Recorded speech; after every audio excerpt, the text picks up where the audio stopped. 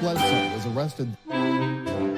Patrick Montgomery was in court. Jonathan Manapa will stay in federal custody.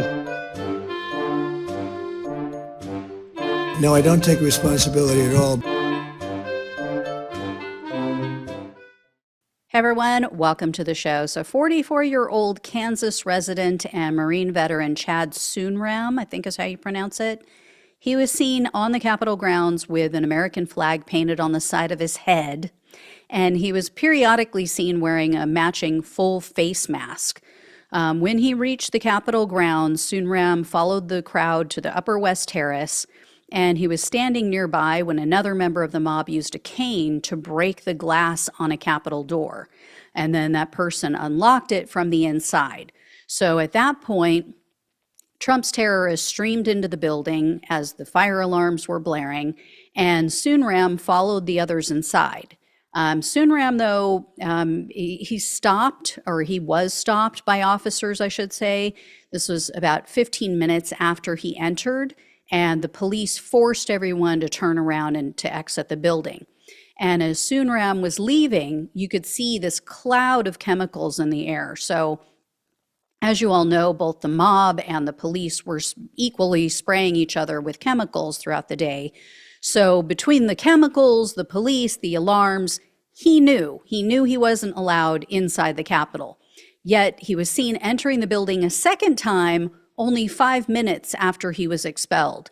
So this time, Suenram entered through the Senate wing doors. He headed to the Capitol crypt and he recorded videos. He was chanting along with the rest of the mob. But he exited again at less than 10 minutes later. However, he remained on the Capitol grounds for a while, and he joined in with others who were confronting officers at another entrance. So the verbal confrontation eventually turned physical because one of Trump's terrorists shot the police with bear spray. So Suenram and the others moved forward, and they stood right outside the Northwest Capitol doors.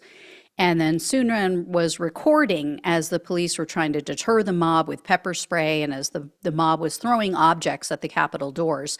He also occasionally celebrated the attack. He was dancing. He was holding his arms in the air. So eventually Suenram left the Capitol grounds, and he was arrested on July 18th of 2023, and he was charged with entering a restricted building or grounds, 2 counts of disorderly conduct, and parading or demonstrating in a Capitol building. In April of 2024, Suenram pleaded guilty to entering a restricted building. So that is one of the more serious misdemeanors, but he still tried to downplay his actions. According to his sentencing memo, during Suenram's post-plea interview, he denied seeing barricades as he entered the restricted Capitol grounds. And Suenram also claimed that he had no idea he wasn't allowed to enter the building. He told the interviewer that the Capitol, quote, was open and we were allowed to be inside. Yeah, Suenram said he didn't remember hearing any alarms when he entered, and he couldn't recall entering the Capitol a second time at all. He said after he was kicked out, nope, I don't remember going back in.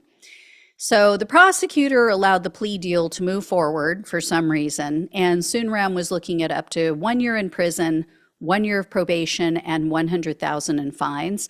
However, the government requested only 90 days in prison, 1 year of probation, 60 hours of community service, and $500 in restitution. Pretty weak and surprising, especially when you consider his history, because the government says in 2002, Suenram was kicked out of the military, and he was given a bad conduct discharge. And this was after he was convicted in a court for wrongful use of a controlled substance.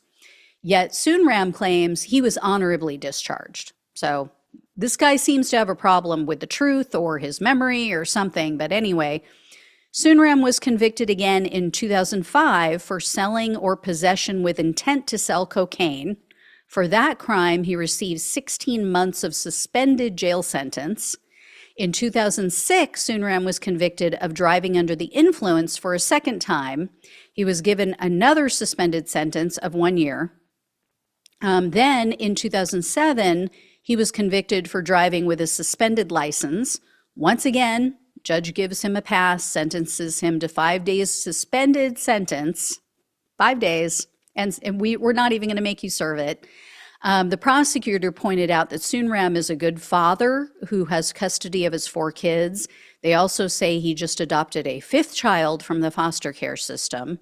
So, no, sorry. This is not someone I would trust with my child. But anyway, U.S. District Judge Anna Reyes presided over Suenram's case. I have not seen many sentences from her.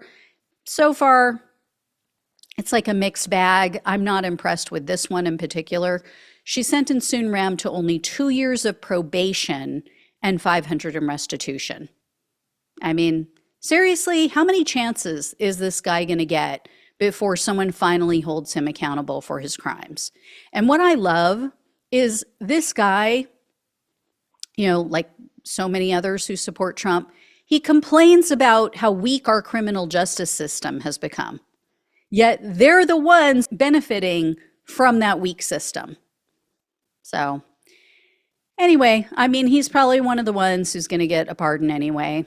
So I guess we didn't lose much, but we'll see. I will let you know when I hear more or if I hear more. Thank you so much for watching and listening. Please like, please share, and subscribe. Please donate if you can.